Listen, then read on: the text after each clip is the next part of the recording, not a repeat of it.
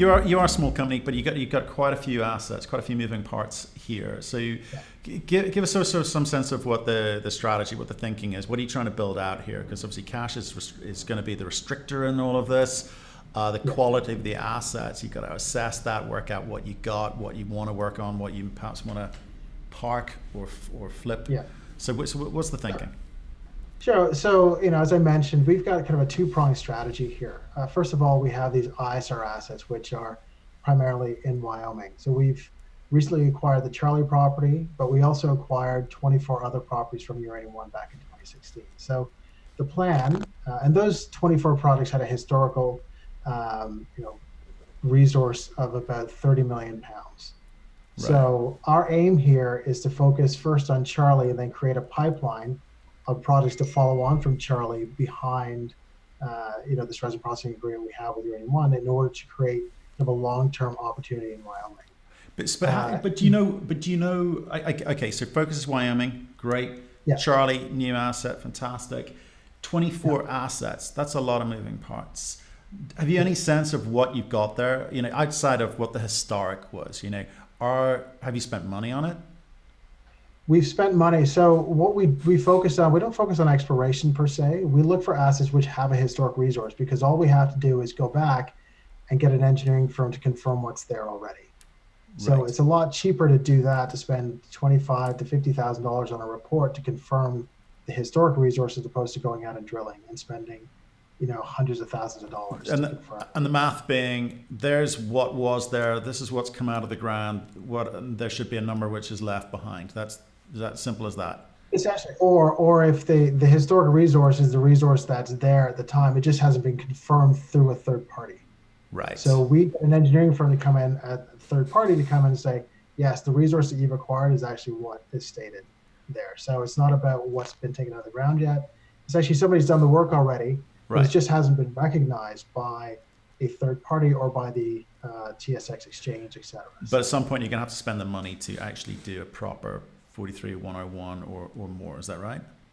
Right, and that's the $25,000 to $50,000, as opposed to getting a greenfield property where you have to go in and start drilling and spend hundreds of thousands of dollars in order to delineate a resource. The resource is there already. We're just confirming the resource. So we've already, somebody else has done all the work of drilling. So okay, seems a nice cheap way to kind of get to a number which is recognized. So that's 43-101 for all 24 assets, or no, we do for each individual. So we've completed 3 already. Right. We've done one for Charlie. We're now working on a preliminary economic assessment for Charlie. Right. So you could be at $1 million to do all of them. Is that right? If you did a simple report. About $1 million. So it all depends. So some of the resources are much more easy to delineate or confirm than others. So we probably won't go through all 24. We'll probably look for the best 10 to 12, and then from those figure out which ones have the best economics in order to create that pipeline that would go behind Charlie. So if we can get another 10, perhaps 15 million pounds out of those 24 projects to sit behind Charlie's 4 million pounds, we have an agreement in place with Uranium One to process 500,000 pounds per year. Right. So that could get us anywhere from 20 to 30 plus years. Okay. Interesting. Now. So, get into Charlie. Tell us what precisely you bought. What have you got there? Well, it's essentially a state lease, and the important idea behind Charlie is that it sits in between 2 of Uranium One's existing mines. So Uranium One is mined on either side, and this property is actually part of the same trend.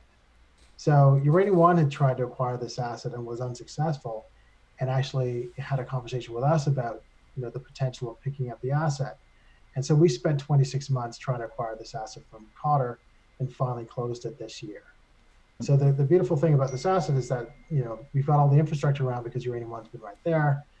We understand the property because it's been mined on either side. So we know what's there, we know how to mine it. Right. And Uranium One's actually going to partner with us in order to facilitate production. Right. And why couldn't they do that themselves? Why did they need you? Well, this is very interesting when it comes to trying to get deals done. Sometimes a lot of the parties look at it as a zero-sum game.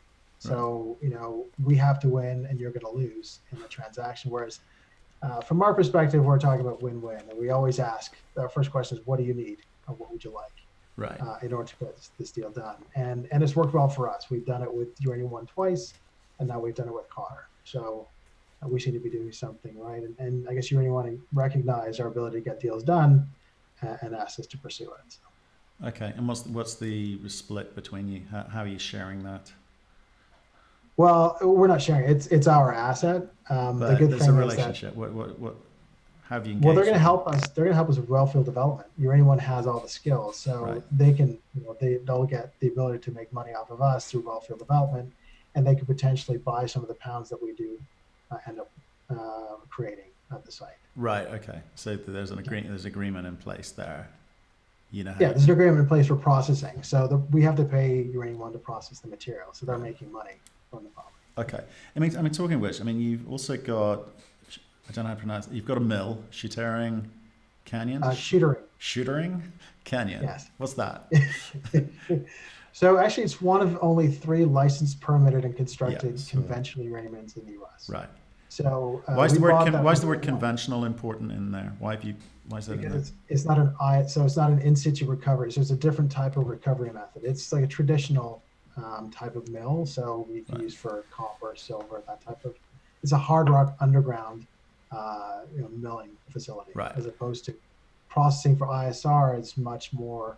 You're basically shooting water into a well underground and sucking out the fluid, and then it's separating the fluid through drying. Right. So that was built when?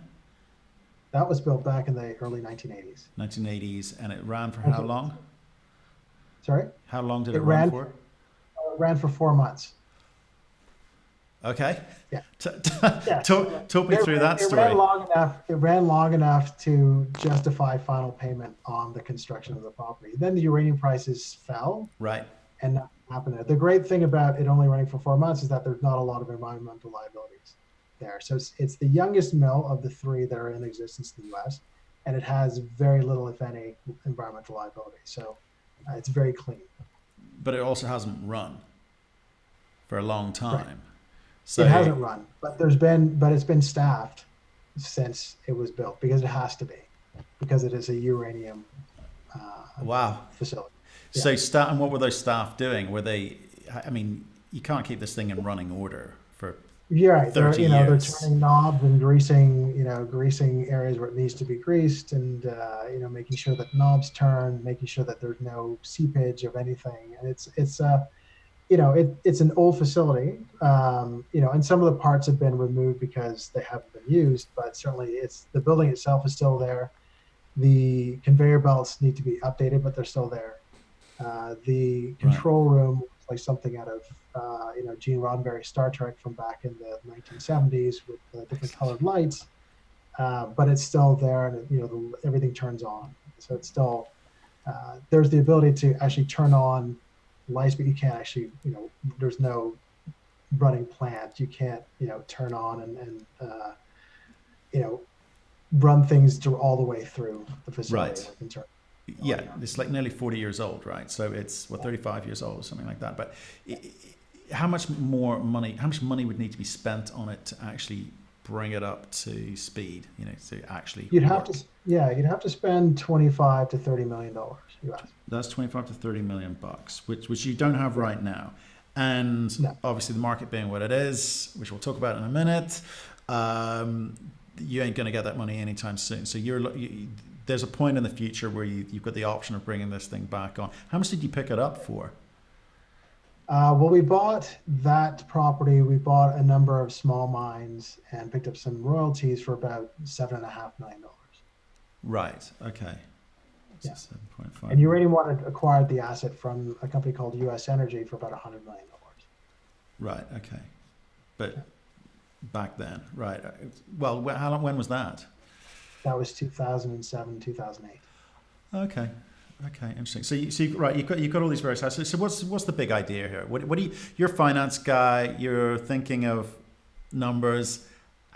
What are you putting together here, and why would investors kind of get excited about that vision that you have? Tell us about it. Well, look, I think the important thing here is that ISR is the place where you want to be in a lower price environment when it comes to uranium. So we've established a complex there in Wyoming. So we have properties that we bought. We have the Charlie asset, which is kind of a near-term production opportunity. We have a resin processing agreement in place in Wyoming, which means that we don't have to build our own facility, which is a time killer and a cost killer. So we're saving both time and the cost of building our own facility in Wyoming in order to get to production. So there's a near-term opportunity there. When you say near term, it's all kind of relevant again because of the market conditions. But so near term being you're as near as anyone else is. That's what you're saying, right? But right now we don't know when that is. Okay. Right. Okay. Yeah.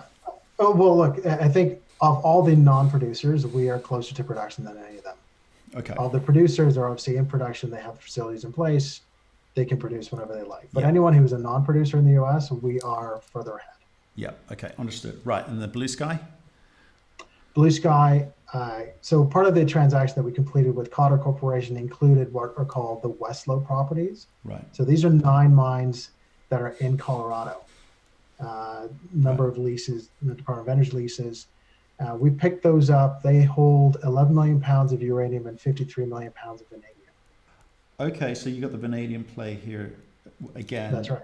Tricky space, variable pricing, etc. But how do you work out the economics around vanadium? I mean, given the market, or have you done any work on that? We've done a little bit of work. Obviously, we're very familiar with the battery sector. I actually, as an analyst, I used to cover clean tech, so I understand kind of the battery. The RFB, yeah.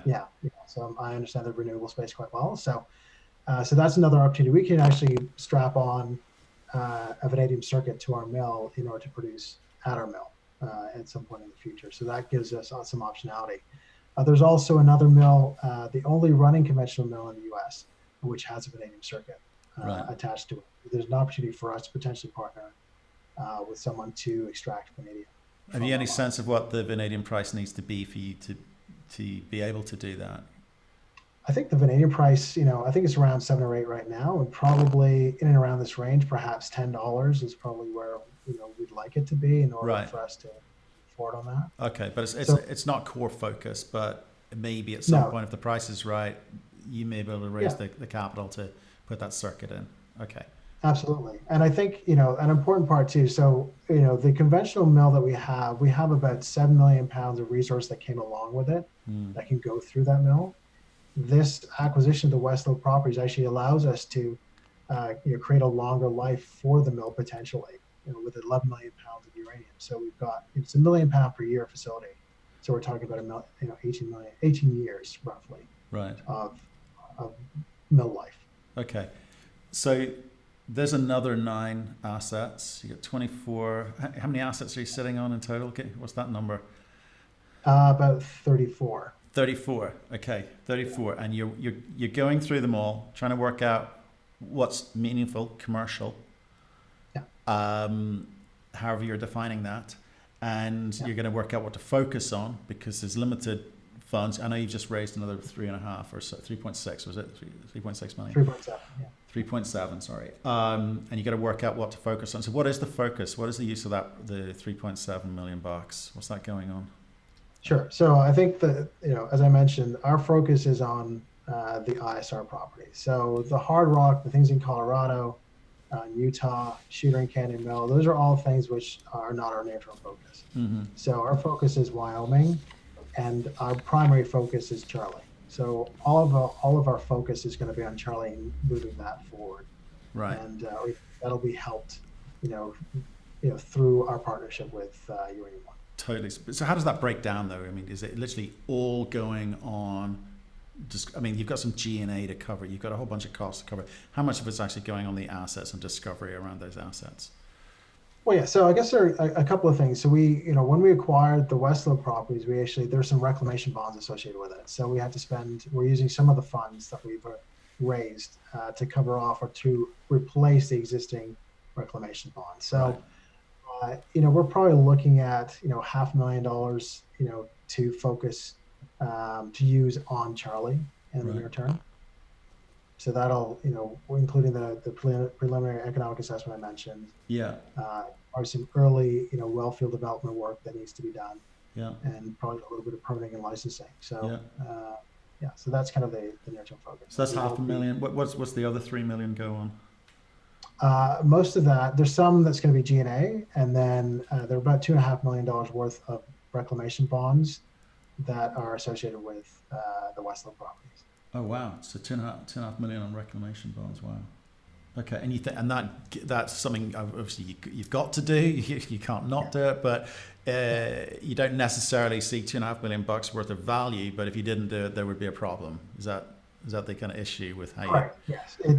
A lot of the properties all have reclamation bonds, so the state forces you to put money up in order to cover the cost of reclaiming the land should you not move forward with the project or should something happen.